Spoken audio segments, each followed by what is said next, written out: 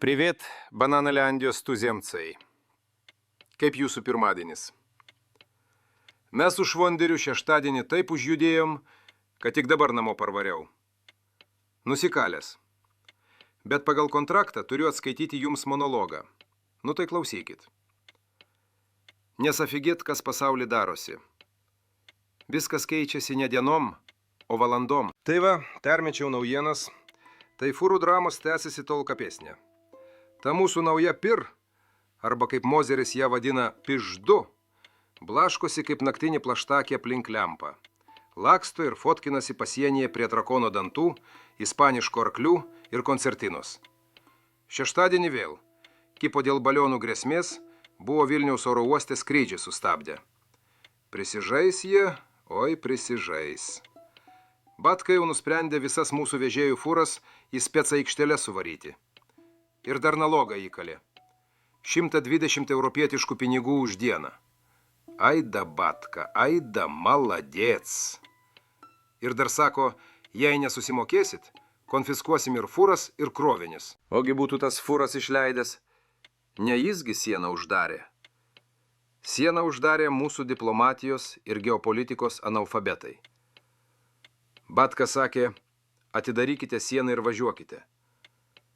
Štai ką rašo mūsų proto bokštai. Diktatorius grasina konfiskuoti Lietuvos įmonių sunkvežimius. Visais šiais veiksmais jis spaudžia Lietuvą atidaryti pasienio punktus, kurie buvo uždaryti dėl į mūsų šalį skrendančių kontrabandinių balionų. Ajo papa. Jie ką ten rūko. Aš irgi noriu. Kol mūsų vyriausybė svarsto, kaip ištraukti įstrigusius vilkikus, balionai toliau skrenda į Lietuvą. Savaitgalį vienas jų su cigaretėmis nusileido Alytaus mieste, tiesiai į gyvenamojo namo kiemą. Va taip nuo balionų saugo uždarytos sienos. Gerai. Mano draugas Rusteika parašė. Karo propagandos, kad tuoj mūsų užpuls rezultatas.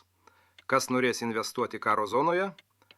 Karo propagandos, kad balionai pavojingi aviacijos skrydžiams. Rezultatas. Kas norės atskristi į Lietuvą? Idiotiškos užsienio politikos rezultatas, kas norės bent kiek rimtų reikalų turėti su idiotais. Nors iš esmės koks skirtumas. Mes pasaulyje jau ir rytuose, ir vakaruose jau laikomi idiotais. Greit kur nors užsieniuose bus gėda prisipažinti, kad esame bepročių užvaldytos valstybės piliečiai. Nes mūsų gali paklausti, jei tokius išsirinkot, tai gal ir jūs esate tokie patys. Gerai, keičiam temą. Panašu, kad šiandien prasidėjo Zelenskio šoblos utilizavimo procesas. Ryte Kijeve prasidėjo kratos. Ukrainos nacionalinio kovos su korupcija biuro ir specializuotos kovos su korupcija prokuratūros darbuotojai atvyko atlikti kratas pas Timūrą Mindičių. Bet nerado. Naktį Mindičius skubiai išvyko iš Ukrainos likus kelioms valandoms iki kratų. Matyt, SBU, tiesiogiai valdoma Zelenskio, iš anksto pranešė apie pavojų. Be to, Michailas ir Aleksandras Cukermanai skubiai paliko šalį, kaip sakė parlamentaras iš Golos frakcijos Jaroslavas Železniakas. Pasak jo, broliai tvarkė Mindičiaus finansinius reikalus ir yra susiję su FDB tyrimu. Železniakas informavo, kad NABU ryte atliko kratas teisingumo ministro, buvusio energetikos ministro Hermano Galuščenkos namuose. Parlamentaras pridūrė, kad tai dar ne viskas. Kratos vyksta ir Energoatom. Vieša paslaptis, kad Galuščenka ir Energoatom vadovybė laikomi artimais Timūrui Mindičiui asmenimis. Netrukus po Železniako publikacijų pasirodymo, NABU patvirtino paieškas didelio masto korupcijos energetikos sektoriuje atveju. Biuras nurodė, kad tyrimas dokumentavo aukšto lygio nusikalstamos organizacijos, kurios nariai sukūrė didelio masto korupcijos schemą, siekdami paveikti strateginės viešojo sektoriaus įmonės, ypač Energoatom veiklą. Tyrimas buvo vykdomas 15 mėnesių. Surinkta 1000 valandų garso įrašų. Mūsų vėliavų bučiuotojas, kuris yra aklas ir kurčias korupcijai Ukrainoje, pirmadienį pasirašė dekretą, kuriuo paskyrė socialdemokratą Robertą Kauną krašto apsaugos ministru, o Vaidą Aleknavičienę kultūros ministrė. Įdomu, ar ištems iki kalėdų? Ministrus pas mus keičia dažniau, nei aš keičiu kojinės. Bet čia dar ne viskas, kas liečia Ukrainos projektą. Daugelis galvojo, kad Zelę pakeis Zalužnas, bet panašu ir tą aukos, nes visa vakarų spauda mirga tokiais straipsniais. Pasak su byla susipažinusių šaltinių, Vokietijos policija susidarė aišku vaizdą apie operacijos eigą, kurią esą vykdė Ukrainos kariai, vadovaujami tuometinio vyriausiojo vado Valerijaus Zalužno. Tyrimas rėmėsi duomenimis apie laivų nuomą, telefoninius ryšius ir stebėjimo kamerų įrašus. Vokietijos pareigūnai išdavė arešto orderius 3 Ukrainos specialiųjų pajėgų kariams ir 4 patyrusiems narams.